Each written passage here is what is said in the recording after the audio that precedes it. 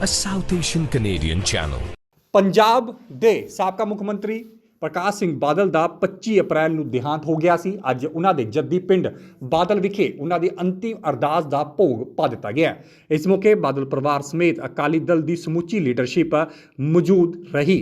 ਇਸ ਮੌਕੇ ਕੇਂਦਰੀ ਗ੍ਰਹਿ ਮੰਤਰੀ ਅਮਿਤ ਸ਼ਾਹ ਵੀ ਪੁੱਜੇ ਅਤੇ ਉਹਨਾਂ ਪਿੰਡ ਬਾਦਲ ਪਹੁੰਚਦਿਆਂ ਹੀ ਪ੍ਰਕਾਸ਼ ਸਿੰਘ ਬਾਦਲ ਨੂੰ ਸ਼ਰਧਾਂਜਲੀ ਦਿੱਤੀ। ਅੰਤਿਮ ਅਰਦਾਸ 'ਚ ਅਮਿਤ ਸ਼ਾਹ ਤੋਂ ਇਲਾਵਾ ਲੋਕ ਸਭਾ ਸਪੀਕਰ ਓਮ ਬਿਰਲਾ, ਡੇਰਾ ਬਿਆਸ ਮੁਖੀ ਗੁਰਿੰਦਰ ਢਿੱਲੋਂ, ਹਰਿਆਣਾ ਦੇ ਸਾਬਕਾ ਮੁੱਖ ਮੰਤਰੀ ਪ੍ਰਕਾਸ਼ ਚੌਟਾਲਾ, ਉੜੀਸਾ ਦੇ ਕੈਬਨਿਟ ਮੰਤਰੀ ਆਤਮ ਵੋਰਾ ਵੀ ਪਹੁੰਚੇ। ਇਸ ਦੇ ਨਾਲ ਹੀ ਕੇਂਦਰੀ ਰਾਜਨਾਥ ਸਿੰਘ ਅਤੇ ਨਿਤਿਨ ਗਡਕਰੀ ਵੀ ਸਮਾਗਮ ਵਿੱਚ ਪਹੁੰਚ ਸਕਦੇ ਸਨ, ਜਿਸ ਦੇ ਚਲਦਿਆਂ ਸੁਰੱਖਿਆ ਦੇ ਸਖਤ ਪ੍ਰਬੰਧ ਕੀਤੇ ਗਏ ਹਨ। ਦੱਸਣਯੋਗ ਹੈ ਕਿ ਪ੍ਰਕਾਸ਼ ਸਿੰਘ ਬਾਦਲ ਨੇ ਸਾਲ 1947 'ਚ ਸਿਆਸਤ ਸ਼ੁਰੂ ਕੀਤੀ ਸੀ। ਉਹਨਾਂ ਨੇ ਸਰਪੰਚ ਦੀਆਂ ਚੋਣਾਂ ਲੜੀਆਂ ਅਤੇ ਜਿੱਤ ਹਾਸਲ ਕੀਤੀ। 1957 ਦੇ ਵਿੱਚ ਉਹਨਾਂ ਨੇ ਪਹਿਲੀ ਵਿਧਾਨ ਸਭਾ ਚੋਣ ਲੜੀ। 1969 ਦੇ ਵਿੱਚ ਉਹਨਾਂ ਨੇ ਦੁਬਾਰਾ ਜਿੱਤ ਹਾਸਲ ਕੀਤੀ। 1969-70 'ਚ ਉਹ ਪੰਚਾਇਤ ਰਾਜ, ਪਸ਼ੂ ਪਾਲਣ, ਡੈਰੀ ਆਦਿ ਮੰਤਰਾਲੇ ਦੇ ਮੰਤਰੀ ਰਹੇ। ਇਸ ਤੋਂ ਇਲਾਵਾ ਉਹ 1970-71 ਵਿੱਚ ਸਭ ਤੋਂ ਘੱਟ ਉਮਰ ਦੇ ਮੁੱਖ ਮੰਤਰੀ ਬਣੇ। ਜ਼ਿਕਰਯੋਗ ਹੈ ਕਿ ਪ੍ਰਕਾਸ਼ ਸਿੰਘ ਬਾਦਲ ਦਾ ਦੇਹਾਂਤ 25 ਅਪ੍ਰੈਲ 2023 ਨੂੰ ਮਹਾਲੀ ਦੇ ਫੋਰਟਿਸ ਹਸਪਤਾਲ ਦੇ ਵਿੱਚ ਹੋਇਆ।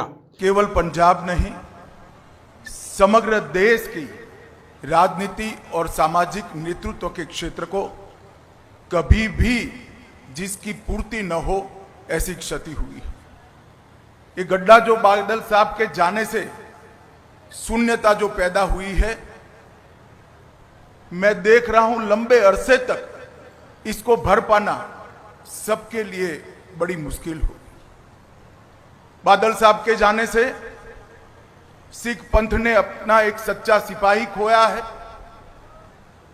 देश ने एक देशभक्त खोया है, किसानों ने अपना सच्चा हमदर्द खोया है और ढेर सारे राजनीतिक जीवन के उच्च मानांकों को सिद्ध करने वाले महापुरुष को खोया है। इतना लंबा सार्वजनिक जीवन, 70 साल का सार्वजनिक जीवन के बाद व्यक्ति चला जाए और पीछे कोई भी दुश्मन न हो, ऐसा अजात शत्रु जैसा जीवन बादल साहब के बिना कोई नहीं जी सकता। ये मेरे मन से मैं मानता हूं। मैं अनेक बार बादल साहब को मिला हूं, जब भी मिला कुछ सीख पाकर गया, जब भी मिला चेतना प्राप्त कर गया। इन्होंने हमेशा सच्चा रास्ता दिखाने का प्रयास किया। दल तो हमारे दो अलग थे, परंतु हमेशा उन्होंने वो ही कहा जो मेरे दल के लिए भी सही था। इतनी पारदर्शिता के साथ राजनीतिक जीवन में सलाह देना ये महामानव के सिवा कोई नहीं कर सकता। पंजाब के लगातार विधानसभा में रहने वाले सदस्य, सबसे ज्यादा रहने वाले सदस्य बादल साहब रहे। सबसे ज्यादा चुनावी राजनीति में भारत में जनप्रतिनिधि रहने का रिकॉर्ड भी बादल साहब का है। 5 बार पंजाब के मुख्यमंत्री बने और मैं रिकॉर्ड के आधार पर कह सकता हूं, नए पंजाब की नींव डालने का काम श्री प्रकाश सिंह बादल ने किया। सरदार प्रकाश सिंह बादल के जाने के साथ ही भाईचारे का सरदार चला गया। पूरा जीवन हिंदू सिख एकता के लिए पूरा जीवन उन्होंने समर्पित किया। राजनीति में कई विरोध झेलने के बावजूद सबको एकजुट रखने के लिए बादल साहब हमेशा प्रयासशील रहे। अभी सरदार सुखबीर जी बता रहे थे, बादल गांव में मंदिर भी बादल साहब का बनाया हुआ है, मस्जिद भी बादल साहब की बनाई हुई है और गुरुद्वारा भी बादल साहब का बनाया हुआ है। साच अर्थ में ऐसे व्यक्ति को दिया लेकर भी ढूंढेंगे तो देश के राजनीतिक जीवन में, सामाजिक जीवन में कभी भी नहीं मिल पाएगा।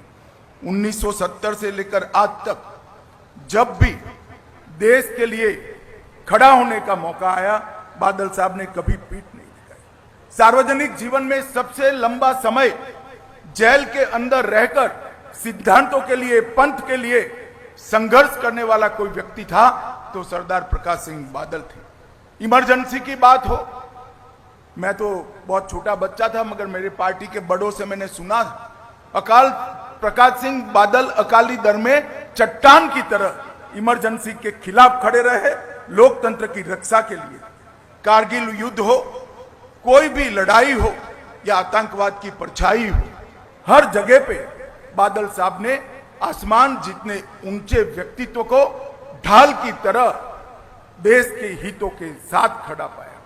बादल साहब का जाना समूचे देश के लिए बहुत बड़ी क्षति है। सिर्फ सरदार सुखबीर और बीबी हरसिमरत जी के लिए नहीं, पूरे देश के लिए क्षति है और मेरे जैसे सार्वजनिक जीवन के कई कार्यकर्ताओं के लिए भी ये अपूर्णीय क्षति है। आज दसम गुरु के चरणों में मैं यही प्रार्थना करना चाहता हूं कि बादल साहब के जीवन से हम सब प्रेरणा लें और उन्होंने जिस रास्ते पे चलने की सीख दी थी, उस रास्ते पर चलने की वाहेगुरु हम सबको शक्ति दे। भाई सुखबीर बादल और बीबी हरसिमरत बहन को मैं इस अपूर्णीय स्थिति के लिए मनपूर्वक दुख व्यक्त करता हूं और बादल साहब के सारे अनुयायियों के लिए भी मेरे मन में जो भाव है इसको व्यक्त करने के लिए मैं आया हूं। अंत में बादल साहब को मेरी ओर से, मेरी पार्टी की ओर से और समग्र देश की ओर से, भारत सरकार की ओर से श्रद्धांजलि देकर मेरी बात को समाप्त करता हूं। वाहेगुरु जी का खालसा, वाहेगुरु जी की फतेह। A South Asian Canadian channel.